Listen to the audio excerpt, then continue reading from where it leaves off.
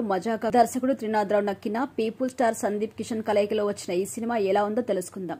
ఇక కథ విషయానికి వస్తే వైజాగ్ కి చెందిన కృష్ణ అంటే సందీప్ కిషన్ అలాగే తన నాన్న వెంకటరమణ ఇద్దరు సింపుల్ లైఫ్ ని లీడ్ చేస్తూ ఉంటారు. కానీ ఇదే క్రమంలో కృష్ణకి పెళ్లి చేయాలి అంటే వారింట్లో కనీసం ఒక్క ఆడమనిషి కూడా లేదు అని సంబంధాలన్నీ వచ్చినట్టే వచ్చిపోతాయి. దీంతో వెంకటరమణ ఇందుకు పరిష్కారంగా తాను పెళ్లి చేసుకుని అప్పుడు తన కొడుక్కి పెళ్లి చేయాలి అనుకుంటాడు. ఇదే క్రమంలో కృష్ణకి మీరా అంటే రీతువర్మ, వెంకటరమణకి యశోద అంటే అంశు సాగర్లు పరిచయం అవుతారు.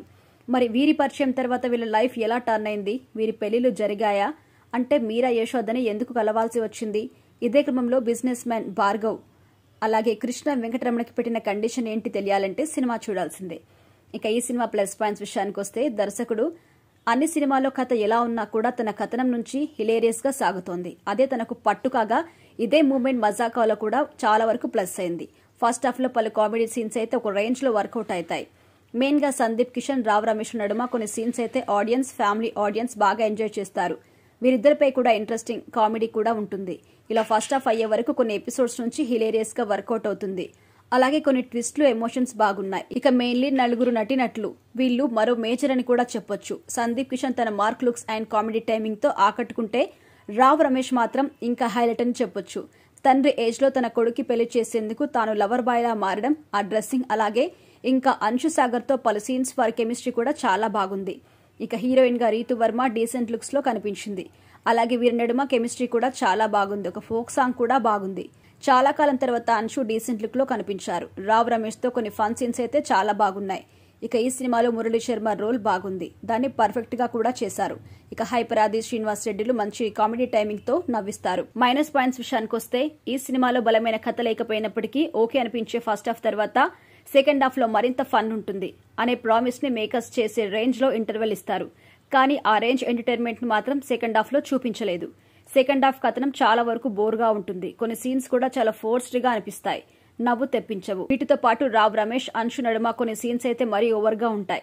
ఇలా సెకండ్ హాఫ్ అంతా ఒక రకమైన మిక్సర్ పొట్నంలా ఉంటుంది. దీంతో ఒక ప్రామిసింగ్ ఫస్ట్ హాఫ్ తర్వాత సెకండ్ హాఫ్ అంత ఎంటర్టైన్మెంట్ గా అనిపించదు.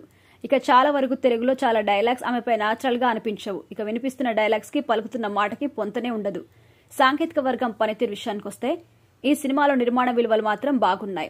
అలాగే టెక్నికల్ టీంలో లియోన్ జేమ్స్ మ్యూజిక్ పర్వాలేదు అనిపించింది. బ్యాక్గ్రౌండ్ స్కోర్ కూడా బాగుంది. చోటాకే ప్రసాద్ సెకండ్ హాఫ్ లో బెటర్ గా ఎడిటింగ్ చేయాల్సి వచ్చింది. కొన్ని బోర్ సన్నివేశాలు తగ్గించి ఉంటే బాగుండు అనిపిస్తుంది. ఇక దర్శకుడు త్రినాథరావు నక్కిన విషయానికి వస్తే టాలీవుడ్ లో మంచి మార్క్ ఉంది. కానీ ఈ సినిమాలో మాత్రం తన ఫుల్ ఫ్లెడ్జ్ ఎంటర్టైన్మెంట్ నరేషన్ మాత్రం మిస్ అయిందని కూడా చెప్పొచ్చు. ఇంకా సెకండ్ హాఫ్ బెటర్ గా ఉంటే బాగుండు అనిపిస్తుంది. నటుల్లో ఒక రావ్ రమేష్ తప్ప మిగిలిన లీడ్ నుంచి ఇంకా బెటర్ పర్ఫార్మెన్స్ రాబట్టాల్సి వచ్చింది. ఇక మొత్తంగా చెప్పాలంటే ఇక ఈ సినిమా చూసినట్టయితే మజాకాలో లీడ్ నలుగురు నటినట్ల నడుమ పలు కామెడీ సీన్స్ ఆడియన్స్ కి అక్కడక్కడ నవ్వు తెప్పిస్తాయి. అయితే పెద్దగా కథ లేకపోయినప్పటికీ ఒక ప్రామిసింగ్ ఫస్ట్ హాఫ్ తర్వాత ఇదే తరహాలో సెకండ్ హాఫ్ కూడా కొనసాగి ఉంటే బాగుండు అనిపిస్తుంది. ఇదే మూమెంటం కొనసాగి ఉంటే మజాకా డెఫినెట్ గా మరింత ఎంటర్టైన్మెంట్ గా అనిపించేది.